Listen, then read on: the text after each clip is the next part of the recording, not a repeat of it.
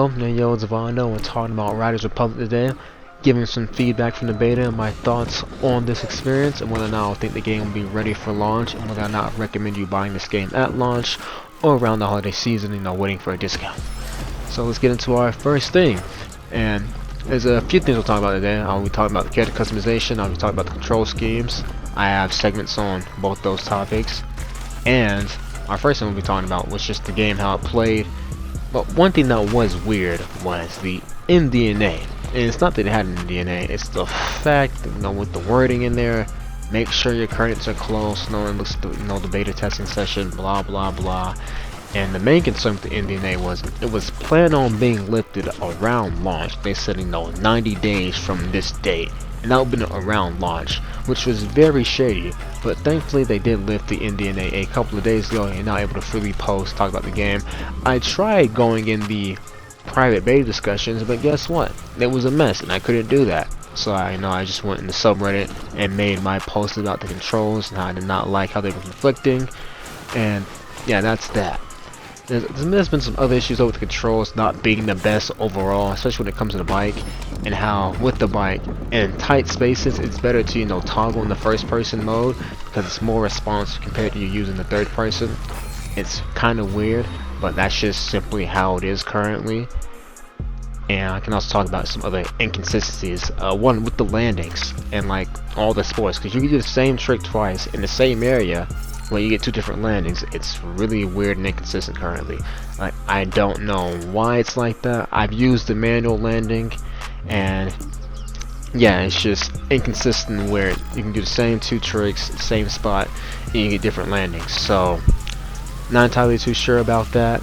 They've also had some weird black and white fading every time you do a landing, like on the dirt jumper bike, or every time the game deems it a bad landing. I would like to disable that setting, because I don't need to know. I don't need to see my screen go black and white every time I have a bad landing. Don't think it's necessary, and I'd like to be able to disable that setting. But that's just one annoyance and grievance. When it comes to the mass races, they were really fun, but the issue is the conflicting presets for controls, and of course the collisions get really messy and hectic to start the race off. So maybe like for the first 10% of the race you disable them, or you don't make them as impactful as they are, because it really ends up messing up the race. And you just gotta hope you get lucky and not get bumped and pushed around so much you miss a checkpoint. You're up in that 40th, 50th place. But yeah, the match races are fun. They were cool.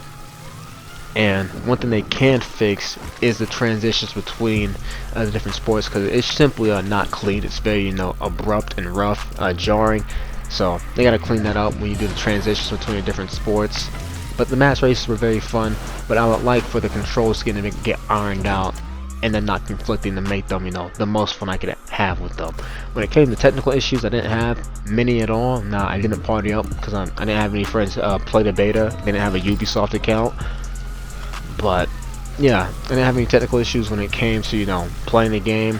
I only had a couple of crashes. The main thing I've noticed though is there are a lot of pop-ins when exploring, when doing missions. Like, there's a lot of them. Like, it's very easy to notice. And yeah, I'm on PS5. I'm wondering how it is on the PS4. It's probably a bit worse. Loading times can be, no, they're not long. I thought they'd be a little bit faster when I was on the PS5, but they're not bad. When it comes to technical issues, didn't have any problems there really. Game ran relatively smooth. Didn't have many instances of several frame rate drops. And the game was fun, but the main thing I'm noticing is a lot of pop-ins and just inconsistencies when it comes to physics, landings, and collisions in the mass races. I'm gonna go into my segment about the controls specifically, and let me pull up that footage right now. Alright, so with the Riders Republic MDNA officially lifted, I can freely discuss the beta, offer some good constructive feedback, and my main issue with the game currently is the conflicting presets or conflicting button mapping with different controller presets, and I will show you what I'm talking about in just a second. Now, I'm currently using the steep preset because I find it really good for the snowboarding and skis, but it's not the best for the bike, because all my basic commands for the bike, they end up to me jumping, so they conflict with the steep button mapping. As you can see, the brake ends up with me jumping, sprint ends up with me jumping, and accelerate. And this is obviously an issue because if I want to do anything and then be jumping, and of course I like to break and turn, something like that would happen. Now this is because I'm using the Street preset, and I know you can just say, well, why don't you just use the Trickster preset? Well, one, they have the mass races in different sports, and two, the solution for this is simply to have, you know, independent presets for different sports, and of course full button remapping. Now what I mean independent presets, we have about what, 6 sports here. You just have a specific preset for all these sports, and then you're able to tweak those individually, which, you know, while it may make the menu a bit more messy and a lot more stuff to do, it's simply the best for the player and overall general controls. And yeah, another issue is, of course, they don't have full button remapping. They got a lot of stuff that you can remap, but you can't remap your jump button, for example, because while I do like the steep control scheme, I'd really have my jump buttons to, you know, R2 and L2 instead of, you know, R2, L2, L1, R1, which is fine. But yeah, they need to have full button remapping, and of course, you know, other things you can do as well. It's like if you want to rotate to the left with triangle, you can do that. When you rotate to the right with X, you can do that as well. Just full button remapping, you know, fully expand on that, and of course have independent presets for all the different sports. The reason why I would like this is so when I'm doing, you know, a mass race, I don't have to pick between one of these presets. I could just use all of them for the different sports, which would make it, you know, a lot more fun and easier to complete these races. But yeah, as you can see, these are the Trickster controls, and I brake, I don't have to worry about jumping. I sprint, don't have to worry about jumping. If I accelerate, I don't have to worry about jumping until I actually want to with the right stick. So there you have it. Like, it's really simple solution. Hopefully this is in the game, you know, before launch, because while it may not be the biggest issue for other players, if they want me to do stuff like the mass races, I'm gonna just need to be able to have my different control schemes so I can actually partake in them without them being, you know, frustrating or annoying me, because I switched to once for it and I can't do what I really want to do because I'm using a different preset or it conflicts with my controls. That's all I got. That's just simple constructive criticism. I have more, but that's all I got. And another criticism or adjustment that should be made is, of course, you know, some camera settings, customization with that, an FOV slider, being able to change the camera's position, because in some areas when you're doing missions, when you're doing drops, it's hard to see what's in front of you. It's just hard to see at all because you can't really see much, and the camera position, it's just not the best, and also leads to you running into things because you simply can't see anything. And to close this video, our final segment is a personal gripe. It doesn't have anything to do with the gameplay suggestions and feedback I made earlier, which I think they should really consider, but also they consider this as well. Because when it came to character customization, it is simply not good. Just to be blunt and to be really honest, it's not good at all. They're lacking skin tones, only had 6 skin tones. When it comes to the default face, only a few of those options, but when it comes to the hairstyles, hair color, yeah, they're just simply lacking in options in a texture, because and just overall quality, because like they're not good at all for any gender, any race. It's simply pathetic if you ask me. Like the tapers are chopped, the braids are chopped, they don't look good, and yeah, no good hairlines. It's just bad. It's really bad. I would advise them to go into a few salons, go into a few colored salons and barbershops, get some reference pictures, and then they should be good to go. But there's simply not enough options, and I don't care that's a beta, and I don't care that you're going to be wearing a lot of gear, because they're going to want you to spend money on cosmetics, or to not spend money on having some of these cosmetics, because I'm quite sure there'll be an option to not have, you know, gear on, you just have your regular character. It needs to be better. It still needs to be better. And especially when it comes to, you know, just the lack of option when it comes to these hairstyles. Because I've seen what they've done in Watch Dogs Legion, and I'm not saying that is the best, but it's a lot better than this. Like, there could be a lot more hairstyles, colors, a lot more skin tones, and variety within those skin tones. Because it's simply not good. It's not good. If you're going to do a character customization, don't half-ass it like they've done right here. And when it comes to, some additions to hairstyles you could add, I can give you a couple really simple black hairstyles off the top of my head right now. What, you got a simple temp fade, a burst fade. When it comes to, the longer hair, you got fox locks, sister locks. What, you got your crochet locks, freeform locks. What, two-strand twisted locks. Like, there's so much more they can add, and it's simply not good. Like, it's not good. The quality's not good. Yeah, like, this is really pathetic if you ask me. Like, and I don't want to be that guy, but I have to be that guy. Like, I have to be that guy. They don't even have, like, wavy textures. Like, it's not good. It's not a good character customization. And I don't like these games when they half-ass them. I also don't like when these games just aren't good at black hairstyles in general. Because, like, I get it. Like, black people aren't, your main demographic in these games. But damn, you can at least try a little bit. Just a little bit.